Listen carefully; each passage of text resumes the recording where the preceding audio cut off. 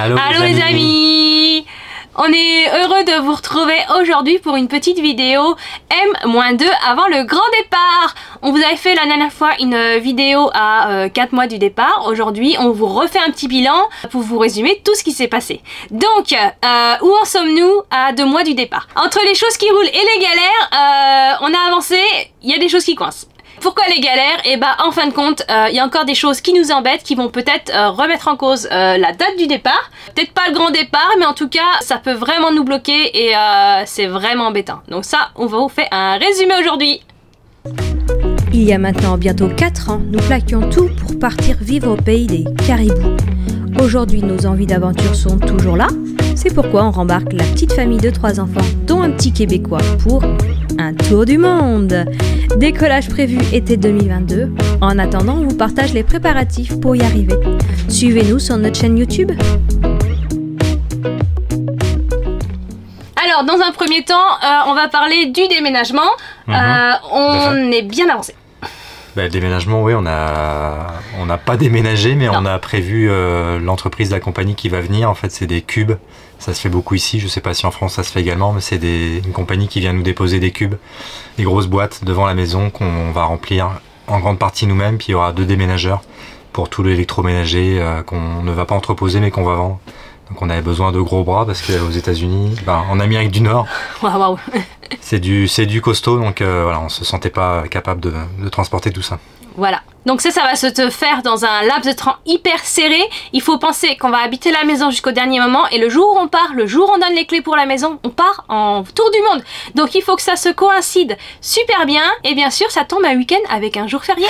Donc on va jongler avec les 3 enfants, seuls, sans famille et puis mais ça va bien se passer, je le sens. Oui. Autre point, l'avion, on vient juste de réserver les billets pour le Brésil.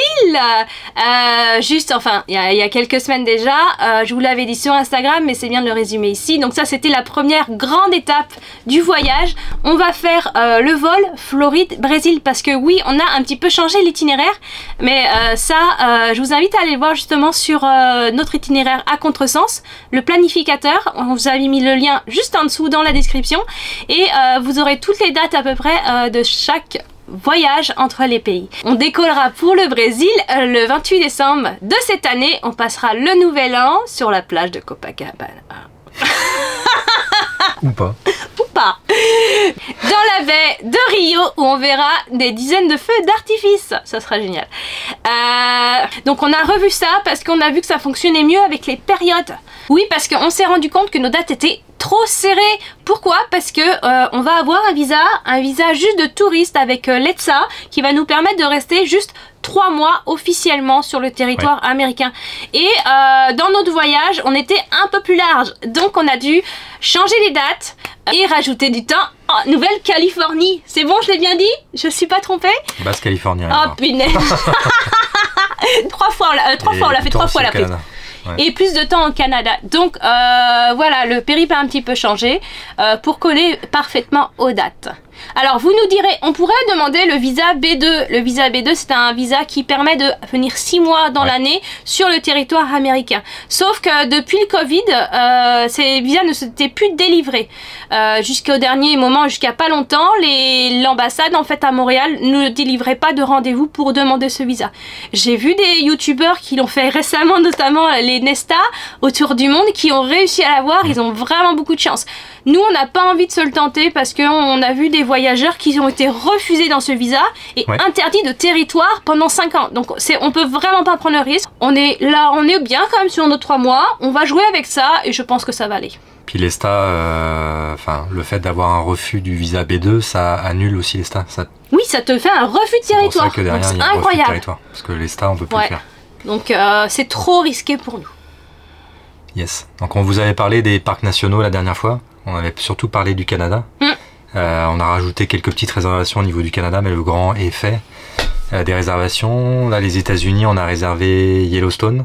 Donc ça, c'est le parc à faire sur la route. On ne pouvait pas le manquer.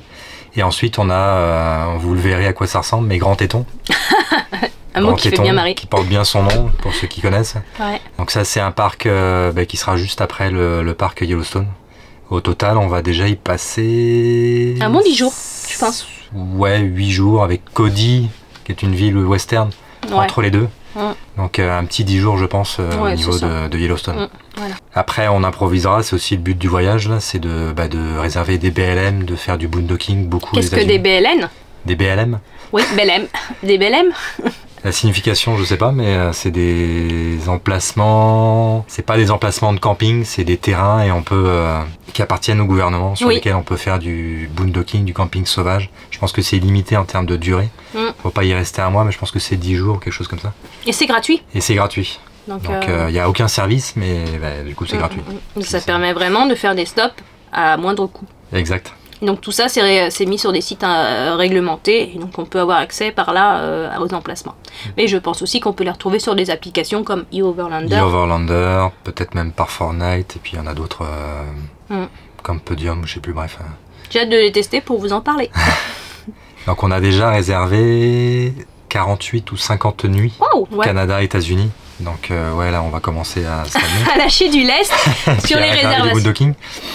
Réserver du boondocking. Réserver, enfin... Se planifier. Se planifier et puis faire attention aussi aux périodes de week-end où c'est plus achalandé. Donc il y aura certainement peut-être du boondocking sur des parkings de Walmart, ça c'est sûr. Et on a réservé ça longtemps à l'avance. Ça c'est un gros budget. Oui. C'est pas terminé, c'est Disney. On a réservé puis on a eu de la chance. Et j'espère que ça va le faire, mais ça devrait. On a réservé des places de campground au camping de Disney. Oui. 4 nuits au total, ouais, je sais plus, du 20 au 24 décembre. Je suis super contente parce qu'au début on avait réservé dans un camping Coar. Je pense vous l'avez dit. C'était cool, c'est un super camping. Ouais. Mais ça faisait pas Disney pour moi, quoi. Enfin, d'aller à Disney, à Noël. 20 minutes de Disney, puis on perd un peu la magie de Disney que de faire des allers-retours. Puis il était à l'époque au même prix que les campings Disney. Puis là, par contre, les campings Disney, plus on se rapproche de la date, plus ça augmente. Mais on n'a pas le choix parce qu'on avait regardé il y a quelques semaines, mois, je ne sais plus quand, il n'y avait plus de place. Donc là, c'est vraiment un coup de bol. T'es tombé sur le jour où il fallait regarder, et puis t'as eu des places. Tout à fait. Et le summum, c'est le 24 au soir. Ouais, le 24 au soir, on a réservé une nuit d'hôtel. On s'est gâté.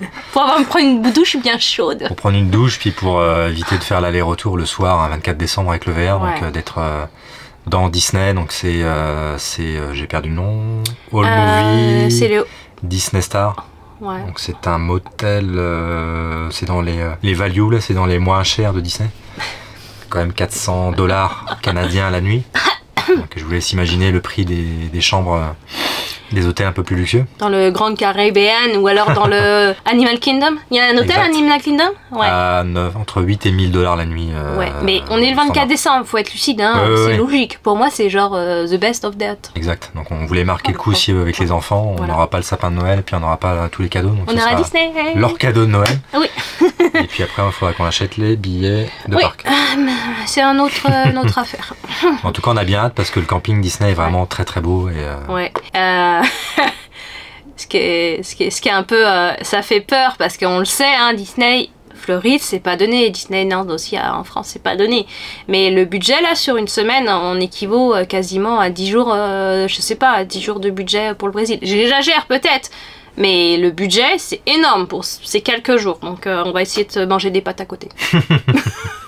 Donc, qu'est-ce qui nous a bien occupé aussi pour le reste des semaines qui se sont écoulées? C'est le VR. Bien sûr, vous avez vu, on passe quasiment une heure ou 2 heures tous les vendredis. Là, on y est. Première vidéo à l'intérieur, on est bien content. En plus, il fait beau. Bref, tout ça pour dire qu'on commence vraiment à l'aménager.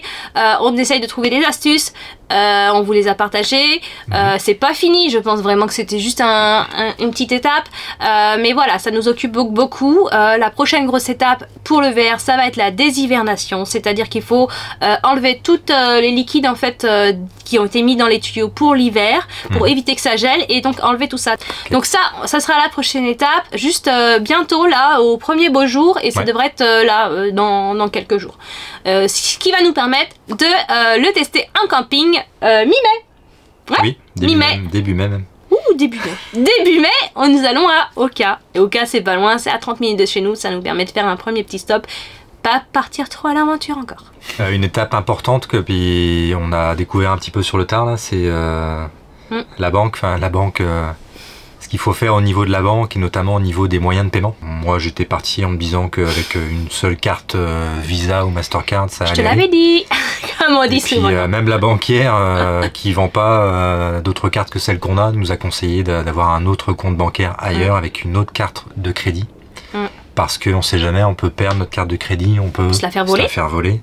Il peut y avoir une fraude aussi dessus, donc on est obligé de la bloquer. Donc si on n'a pas d'autres moyens de paiement, on peut pas avoir de l'argent facilement. Donc... Et on n'aura pas 10 000 $, non plus en espèces sur nous. Donc on a ouvert un autre compte bancaire, et puis on l'a fait chez Costco avec la banque CIBC, qui est la nouvelle carte de crédit de Costco.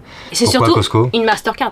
Et c'est une Mastercard qui va nous permettre aussi de payer chez Costco, puis de payer l'essence. Il y a un système de points. Donc voilà, on a une Mastercard, on a une Visa, 2 comptes de crédit différents, comme ça on pourra être safe en cas de problème. Voilà. Pour l'éducation des enfants, donc pour la scolarité des enfants, qu'est-ce qu'on va faire? On va faire l'école sur la route, l'école à la maison. Comme on va être en fait en voyage, nous n'allons pas dépendre de la commission scolaire du Québec. Les filles vont être désinscrites de l'école et on n'aura pas d'obligation de faire des examens ou de faire un programme très précis. Cependant, comme elles vont réintégrer l'école l'année prochaine dans des niveaux, c'est-à-dire dans 3e année et en 6e année, je me suis renseignée du coup à travers un petit parcours du combattant, parce qu'il faut savoir que quand on veut avoir une information justement pour ce cas de figure, on tombe hors des cases. Donc j'ai appelé la commission scolaire qui m'a renvoyé de service en service, tout ça pour me dire il faut appeler l'école madame. Donc j'ai réussi à voir la directrice par téléphone qui m'a expliqué un petit peu la marche à suivre, que les filles à leur retour auraient une sorte d'évaluation pour voir dans quel niveau de classe elles pourraient aller. J'espère bien que ce sera le niveau supérieur parce que notre but est quand même cela. Donc c'est pourquoi j'ai demandé à la maîtresse j'ai demandé à la maîtresse de me fournir les listes scolaires des futurs manuels que les filles auront au bon niveau. Donc après avoir eu ces listes, j'étais à la papeterie du coin qui les vend, donc c'est vraiment génial parce qu'on a une juste à côté, et j'ai pu avoir tous les manuels scolaires qu'elles auront besoin pendant ce séjour. J'ai pris les plus importants, mais en fin de compte, c'est quasiment tous les manuels que de base on achète parce que les matières secondaires souvent sont vues sur d'autres formes que des cahiers. Et donc on va partir sur le français, bien sûr, les mathématiques, et j'ai pris aussi un cahier d'anglais, ne serait-ce que pour faire des travaux écrits, même si elles vont essayer de le pratiquer, je l'espère, sur la route avec des voyageurs ou en faisant des petits exercices, en allant, je sais pas, à l'épicerie, demander une baguette de pain. Ça sera le plus dur parce que je pense que les miennes étant très timides, le plus dur est de passer la barrière de dire bonjour. Puis la baguette de pain, je suis pas sûr que tu la trouves partout. Mais... Ouais, on ira demander le français. Une gomme au dépanneur, comme Soline a demandé tout à l'heure. On pourrait acheter une gomme au dépanneur? Bref, un coq, de la coque. Non. Un Coca-Cola. Ouais. Donc voilà pour la point de vue éducation. On verra comment on s'organise. On verra si on le fera sur la route quand on va rouler, si on le fera le matin. Ça, je pense qu'on va se laisser du lousse et puis voir comment on s'adapte. Donc je vous ferai un petit bilan au milieu de parcours pour voir comment on arrive à s'en sortir. Et dernier point, pas des moindres, parce que c'est le point qui nous inquiète le plus. Enfin, en tout cas, moi, ça m'inquiète. Tous les jours, j'envoie un petit message à Olivier. Est-ce que tu as fait ci? Est-ce que tu as fait ça? Est-ce que tu les as appelés? Est-ce qu'on a cette solution? Parce que là...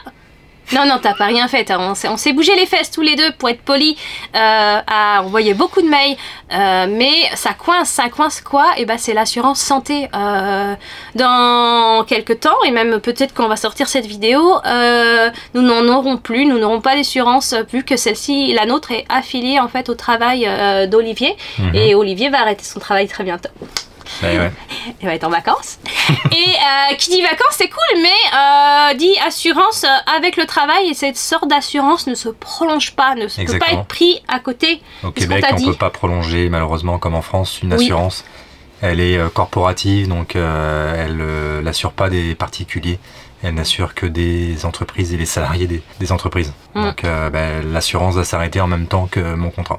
Voilà, donc on bénéficie quand même de l'assurance sociale de base, ça s'appelle la RAMQ. Nous, personnellement, jusqu'à la fin de notre contrat, notre permis de travail qui s'arrête le 15 juin. 15 juin, on a dit qu'on partait le 26 juin, vous voyez le bazar que ça est jusque-là. Donc là, de tout le mois de mai, juin, on n'aura pas d'assurance, mais on cherche une assurance pour le voyage. Donc, le sujet s'est porté sur une assurance voyage. Vous allez me dire, qui c'est qu'on a démarché? On a démarché en France, d'abord. Chapka. Chapka, c'est toi qui les as eus? Ouais, c'est moi qui les ai eus. Chapka, c'est une super assurance. Ceux qui regardent un peu les vlogs de youtubeurs voyagistes là, autour du monde. Français. sont quasiment tous assurés chez Chapka. Enfin, en tout cas, ils en font la promotion, puis ils sont souvent ambassadeurs. Malheureusement, Chapka, ils sont hyper open pour nous assurer, là, bien sûr, mais on n'est pas résident en France ni en Europe. On est résident au Canada, donc en dehors de l'Europe, donc ils veulent pas nous assurer pour ça. Alors vous pourrez me dire, on peut mettre l'adresse de nos parents comme point de contact en disant qu'on habite là. Ouais, mais c'est risqué. En fait, en cas d'accident, en cas de problème, ils demandent à la personne assurée un billet justifiant de son départ dans son pays de résidence qui doit appartenir à la liste. Donc nous, on part pas de France. Donc nous, on part pas de France. Donc on pourra pas être assuré chez Chapka, qui était malheureusement très compétitive au niveau tarif, mais c'est ça. Donc on a vu d'autres assurances, plutôt au Québec, on s'est tourné vers le Québec vu qu'on habite ici. Avec des gens nous ont donné plein de contacts, on a vu des courtiers en assurance, ils ont tous essayé de nous faire des devis, tout ça pour qu'au final soit... Ah ben non, vous n'êtes pas canadien. Oui, ça fait 10 fois qu'on vous le dit. Eh ben non, vous allez plus avoir la RAMQ. Nous on assure que si vous avez la RAMQ. Et puis on assure que 6 mois sans RAMQ ou des choses comme ça. Bah, ou alors... C'est ça, c'est particulier. Pourquoi la RAMQ? Souvent on nous dit mais pourquoi il faut la RAMQ pour avoir une assurance voyage? Et c'est que la RAMQ en fait prend une part déjà de dépenses médicales et l'assurance complète pardon. Et ben, sans RAMQ elle complète pas, donc pas d'assurance. Non. Bien que la RAMQ c'est ridicule parce qu'elle prend juste une petite base de paiement. Exactement, et en plus de ça, elle assure que pendant 180 jours, ensuite c'est beaucoup moindre. Et donc un citoyen canadien, québécois, peut voyager en fait autour du monde, pour résumer, une fois tous les 7 ans. Il est assuré par sa RAMQ une fois tous les 6 ou 7 ans. Sinon, il a le droit de voyager en dehors de son pays que 180 jours en étant assuré plein... Mais on s'en fiche, on n'aura pas la RAMQ. Mais non, mais j'explique en fait le système, comment ça marche ici. En France, c'est différent. En France, ils prennent en charge. On aurait pu avoir aussi le CFE. Le CFE m'a fait aussi un retour. Elle m'a envoyé la grille tarifaire des remboursements. J'ai rigolé. J'ai rigolé parce que c'est sur une base française. C'est magnifique.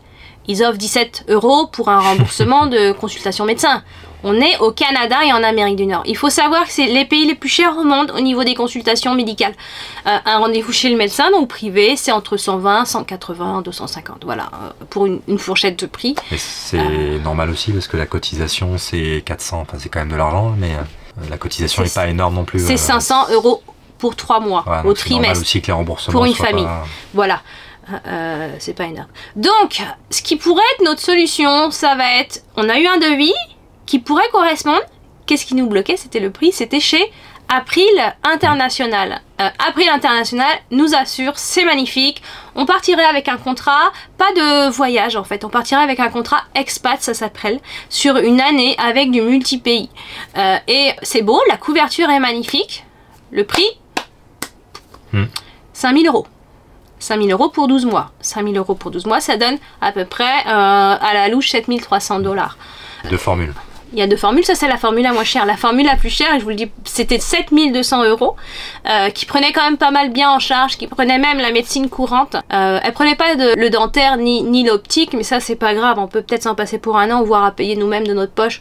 Là on est quand même bien suivi à côté, on pourra peut-être passer entre les gouttes pendant un an. Il y a un point important aussi, c'est il faut aussi faire de quoi se faire suivre. On sort d'ailleurs d'un rendez-vous dentiste tous les deux ce matin. Aujourd'hui, donc bien important de faire tout ce qu'il faut vérifier avant de partir en voyage. Ça évite d'avoir des frais et des surprises. T'as raison, parce que ça fait aussi partie de la couverture santé. C'est on peut pas partir sans être sûr qu'on n'a rien de mauvais. D'ailleurs, les filles aussi ont eu un rendez-vous chez le médecin hier et elles ont des soucis RAMQ en ce moment, c'est un autre sujet. Et il y en a une qui doit passer une échographie et là on se pose la question de comment on va faire sans couverture. Donc imaginez en voyage si on a des soucis comme ça. On va payer. On va payer. Mais oui, on va payer, mais on sait jamais trop les tarifs, surtout en Nord-Amérique. Après, on a fait des demandes qui sont en cours, donc on espère que les demandes soient validées et qu'on puisse se faire rembourser des frais qu'on aura déjà payés. Ouais.